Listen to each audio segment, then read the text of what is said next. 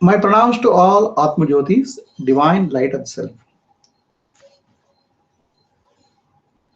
Ya या Nisha निशा Sarvabhutanam सर्वभूतानां Tasyam तस्यां Jagrati जागृति Sanyami संयमी Yasyam यस्यां Jagrati जागृति Bhutani भूतानि Sa Nisha सा निशा Pashyato Munehe. पश्यतो मुनेः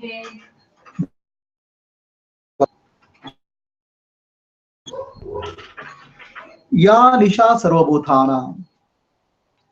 For all living beings, what is night? Tasyam Jagati Sayami. A enlightened one or Sthitapradna, he'll be alert in that, aware in that. Yasyam Jagrati Bhutani, all living beings in whatever they think as daylight are aware. Sa Nisha Pashyato Munehe, that a enlightened one sees as the darkness or night. A paradoxical statement or paradoxical sloka. What is seen as daylight or a condition of awareness or awakening for the living beings is seen as a darkness or night by the enlightened one. On the other hand, what is night for all living beings is seen as awakened is seen as a dark light for the light or day for the enlightened one. How is it possible? They are contradictory, right? This tells the state of an enlightened being. What is real for all living beings is unreal for enlightened being. What is unreal for enlightened being is real for the other living beings. So what is this? There are two aspects of our being. One is the outer world, the world of sense objects, and inner world, state of inner Atma. So the most of the living beings, in their ignorance, they forget their self nature and identify with the sense objects. The sense objects are real for them. The self or Atma is unreal for them. What is real is called light, and what is unreal is called darkness. On the other hand, for enlightened being, the self is very real. Okay, the non-self or the sense objects is nothing but an appearance in the self. So for him, Atma or the self is the light or state of awareness, whereas the sense object is darkness.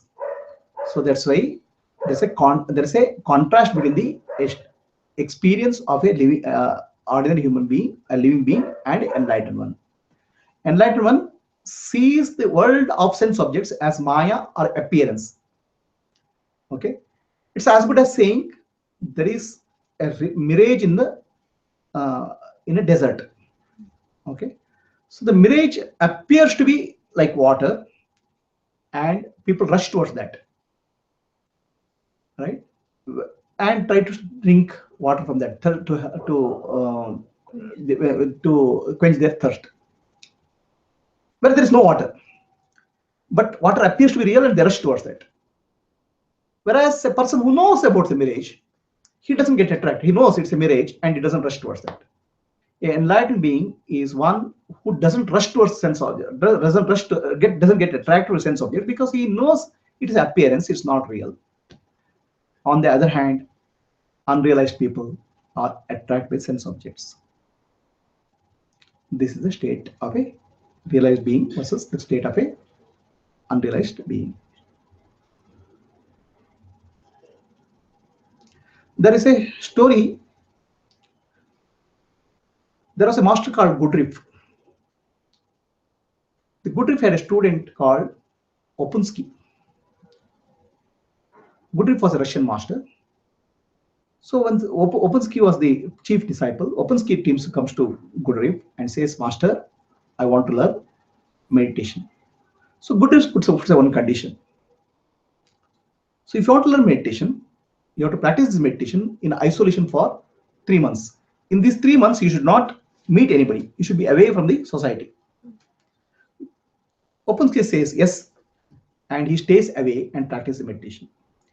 After 3 months, he comes back to the Master Opensky, Master Gurudev. Gurudev says, "Let us go for a walk." So then, when they go for a walk, Opensky says, "Master, why people are sleepwalking in this city? Everybody seems to be sleepwalking." Gurudev says, "Great, now you have awakened. Okay, because you have awakened, you are seeing these people as sleepwalking. 3 months back, you are also walking like them, and you think that everything is normal." When he says sleepwalking, people are walking without awareness of their self. Okay, whereas the Opensky, after meditation practice, he has become aware of himself.